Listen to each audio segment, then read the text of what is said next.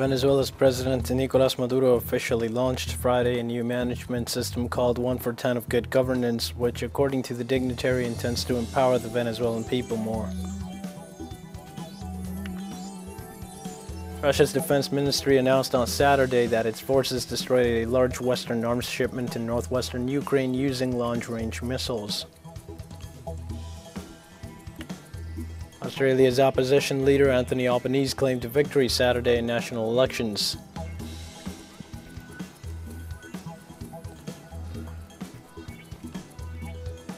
Hi, this is From the South. I am your news anchor Diego Martin from the teleSUR studios in Havana. We begin with the news. Venezuela's President Nicolas Maduro officially launched on Friday the new management system called 1 for 10 of Good Governance. The new strategy has been already applied successfully as a political tactic and will now be implemented to bring the management of all levels of government closer to the people's power, according to the executive's speech. The president explained that it is a civil-military police operation in coordination with local and regional authorities, as well as the powers that make up the national state. Maduro said the system is a new level of technological and human connection to attend to the real problems of the people, to prioritize their concerns and provide them with a real-time response, real-time solutions to the problems of public service and of the communities. In the name of a collective, the high political military command of the revolution, I officially present the plan for a new government, the 1 for 10 of the new government, of the good government. And I ask you to take note. Let us take it very seriously. Let us subordinate ourselves to the 1 for 10 of the good government, civilians and military. Let us subordinate ourselves to the new commands, to the new schemes, and to the new policies. 4 years after the great victory of May the 20th, the time has come for a good government, for a new government, for a better way of exercising popular and political power. In this context, the Venezuelan head of state called on all government agencies to incorporate the new government style. That we deploy from today, in the coming hours, in the coming days, to explain, to inform, to saturate the whole Venezuelan society with truthful information, so that we can all join this plan of a new government, of a new way of governing, of the attention and solution of the problems of the people, who in the end are the center of our life, of our existence. The Venezuelan government completed on Saturday a new repatriation flight of migrants from Peru within the framework of the social program Return to the Homeland. 264 Venezuelans boarded an aircraft of the national airline Conviasa at the Jorge Chávez International Airport in Lima to return to their country on the third flight of the government program from Peru so far this year. The Return to the Homeland program, named after a poem by the famous Venezuelan writer Juan Antonio Pérez Bonalde, has returned home more than 29,000 Venezuelan migrants from 21 countries.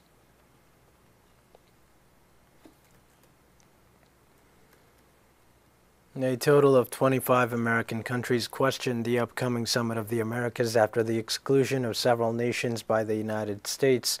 The President of Mexico, Andrés Manuel López Obrador, as well as his peers from Bolivia, Luis Arce Catacora, and Guatemala, Alejandro Yamatei, rejected the exclusion of Cuba, Venezuela, and Nicaragua from the meeting by the United States, saying they will not attend if all the countries of the region are not included. Leaders of the 15-nation Caribbean community said they did not agree with the decision of U.S. President Joe Biden, but have not dismissed their participation in the meeting. Meanwhile, the Mexican dignitary affirmed that he will not give up his efforts to reach an agreement that will allow all countries to attend.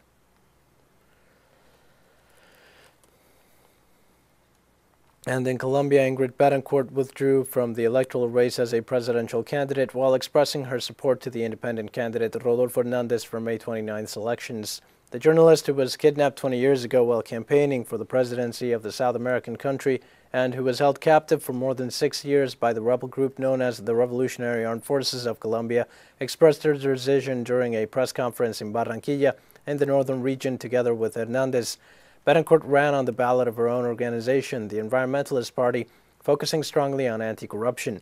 However, her candidacy never really took off, and according to polls, less than 1% of Colombians intended to vote for her.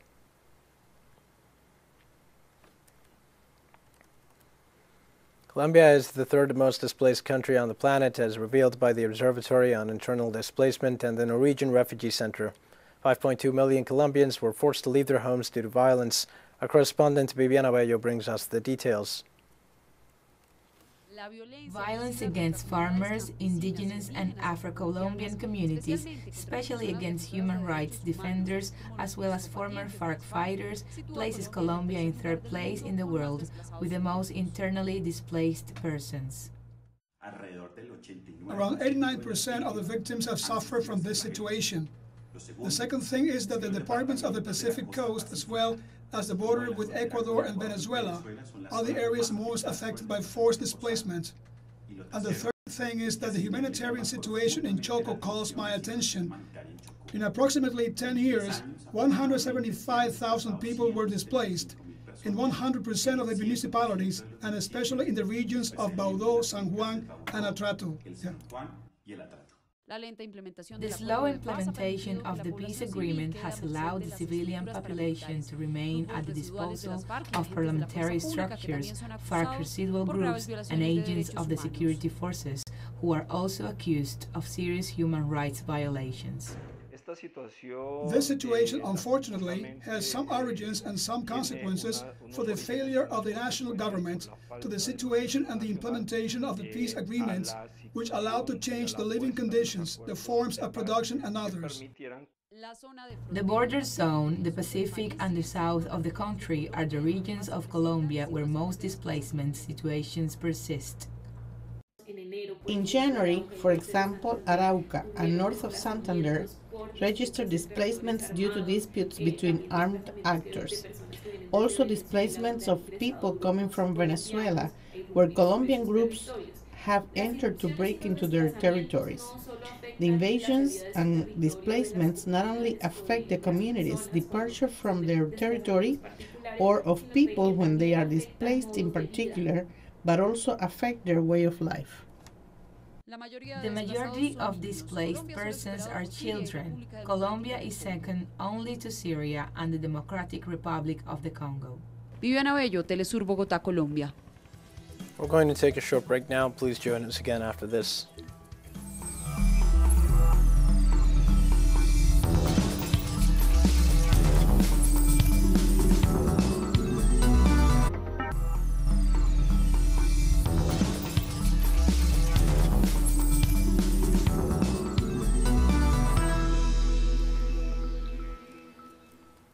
Hi, and welcome back to From the South. The Constitutional Court of Ecuador rejected President Guillermo Lazo's total veto on the reforms to the organic law and intercultural education approved by the Congress.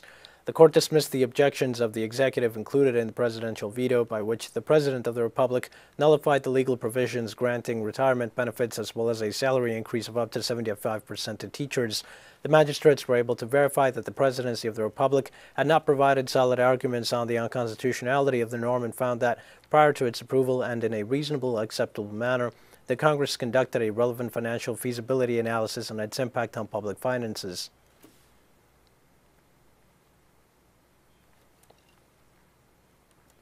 Leonidas Issa, president of the Confederation of Indigenous Nationalities of Ecuador, announced the call to a mobilization of indefinite period against Guillermo Lazo's government. We are sending an invitation in a respectful and, above all, firm manner to a mobilization that will begin in June. We will announce the exact date on Tuesday, May 24th. We will go and take part of an indefinite mobilization that we will coordinate with all popular sectors, organizations, citizens, all at the national level.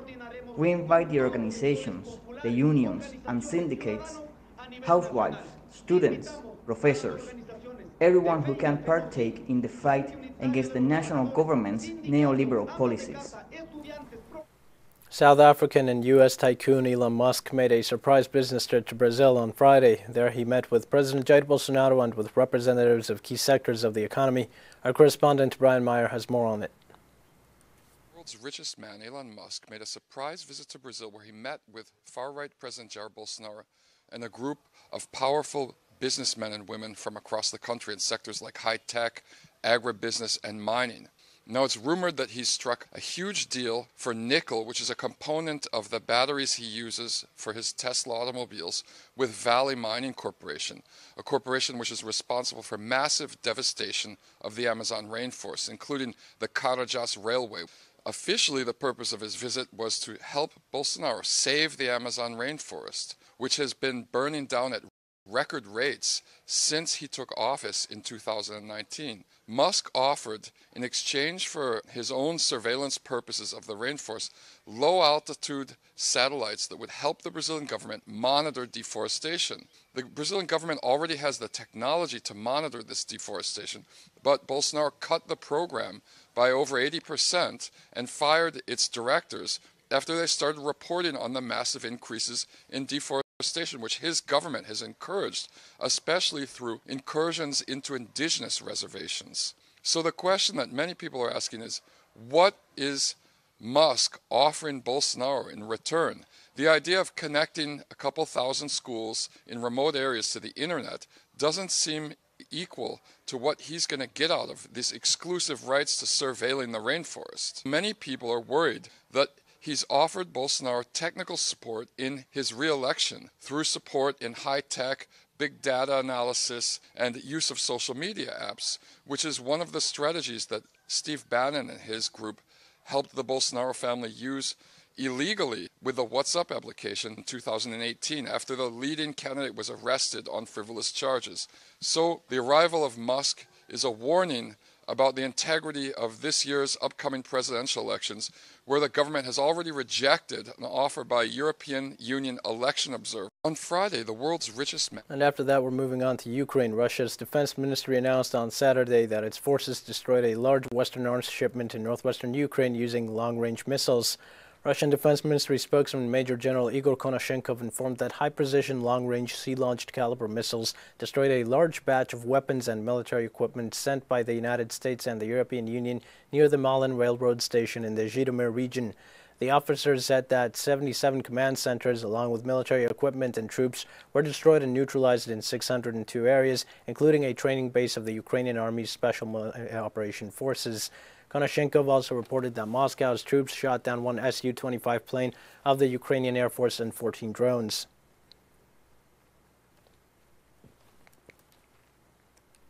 In the midst of the conflict in Ukraine, NATO countries are considering the possibility of sending more weapons and military assistance, this time to Moldova. The statement was made by the United Kingdom's Foreign Affairs Minister Liz Truss. She argued that the measure would help Moldova defend itself from an alleged potential Russian invasion. The British officials said that NATO member countries are pondering the thought heavily. If approved, NATO countries would be supplying Moldova with modern weapons and instructors to teach Moldovan soldiers on how to use them. According to the Moldovan constitution, the country maintains neutrality, although since 1994 it has been cooperating with NATO on the grounds of an individual partnership action plan.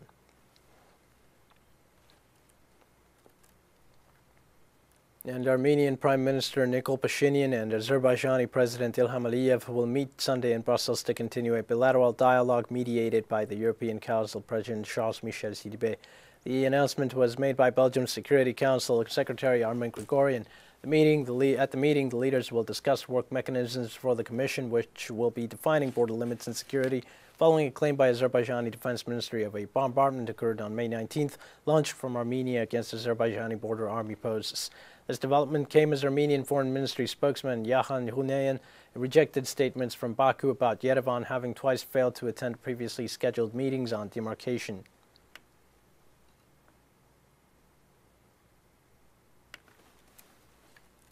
The World Health Organization confirmed on Saturday 80 cases of monkeypox in at least 11 countries. According to the international organization, another 50 cases are still being investigated.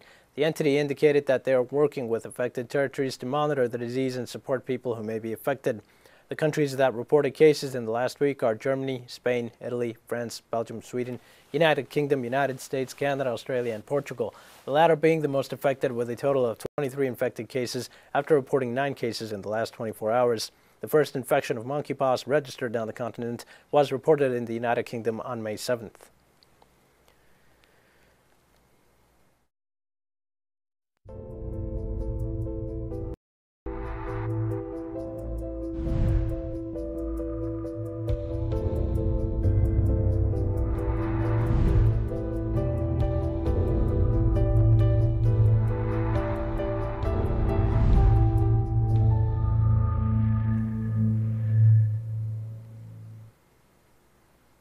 On Saturday, North Korean authorities reported almost 220,000 people with fever and that there's been a new death as a consequence of the latest COVID-19 outbreak reportedly started 9 days ago.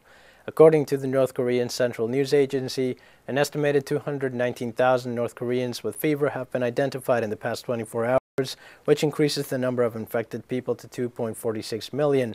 In this context, the North Korean leader Kim Jong-un held a meeting with the Politburo of the ruling Workers' Party to discuss strategies in the war against the epidemic and asked to optimize the prevention policy. Strict confinement is being maintained throughout the country, and the Army has deployed its doctors to all pharmacies in Pyongyang to ensure a 24-hour supply of medicine.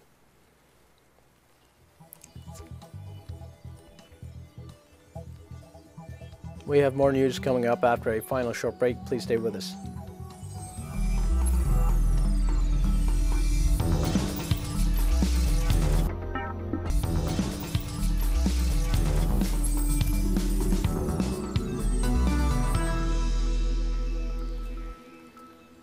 Hi and welcome back. Australia's opposition leader Anthony Albanese claimed victory Saturday in national elections.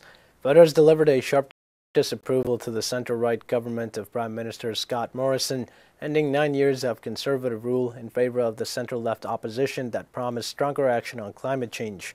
Australian Labor Party leader Anthony Albanese appeared certain to form a minority government, though it was unclear as counting continued if the party would have enough seats for a majority.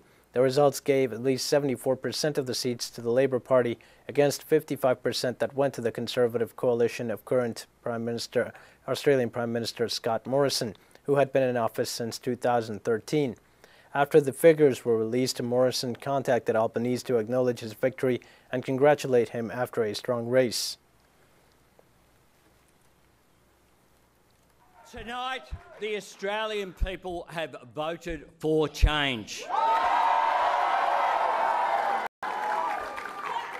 I am humbled by this victory, and I'm honoured to be given the opportunity to serve as the 31st Prime Minister of Australia.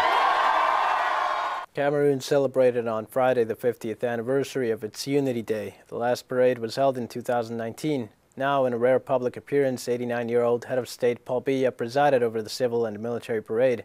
President Paul Biya, rumored to be in bad shape after 40 years of absolute power in Cameroon, attended the celebrations of the 50th anniversary of the end of federalism, which distinguished the French-speaking and English-speaking parts of the country.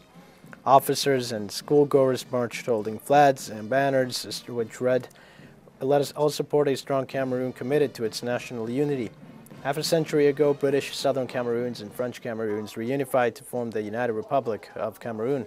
And this year's celebration were under the theme Defense and Security Forces at the Service of the People for the Preservation of Social Peace and National Cohesion.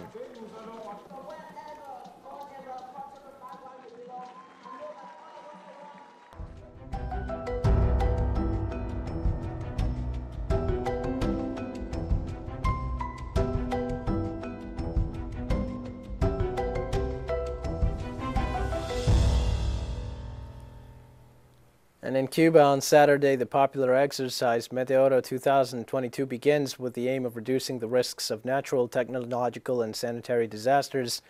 The annual activity plans to last until Sunday, May 22nd, and will emphasize the risk reduction, rescue, and salvage plans considering the epidemiological situation resulting from the pandemic caused by the COVID-19. The exercise includes the evaluation of the forecast of the cyclonic, the hurricane season in the Atlantic until the end of November, allowing to update the plans for the confrontation of natural disasters in the island. The activity also evaluates firefighting and involves the deployment of the population and all state agencies and institutions.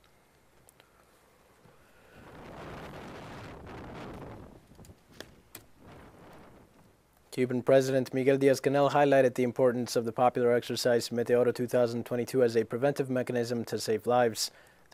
On his Twitter account, the Cuban president posted, "Today starts the popular exercise Meteoro 2022, where we will evaluate the hurricane season forecast, which begins on June 1st, as well as the behavior of COVID-19. Martí said, "In foreseeing lies the art of saving."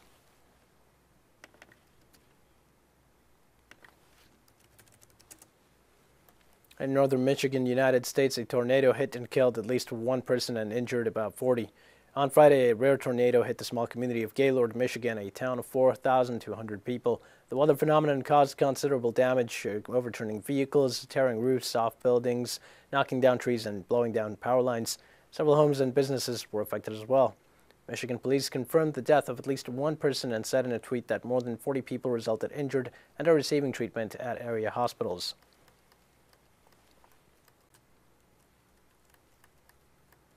In Bangladesh, 2 million people stranded by the most severe floods in decades are left in northeast Bangladesh. Rivers bursted and caused the worst flash floods in the country in 2 decades.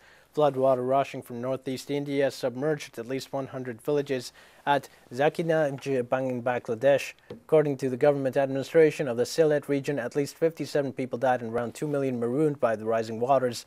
Water has made its way in many parts of the Sylhet city, the largest in the northeast, where 50,000 families had been without power for days. According to experts, climate change is increasing the probability of extreme weather events around the world.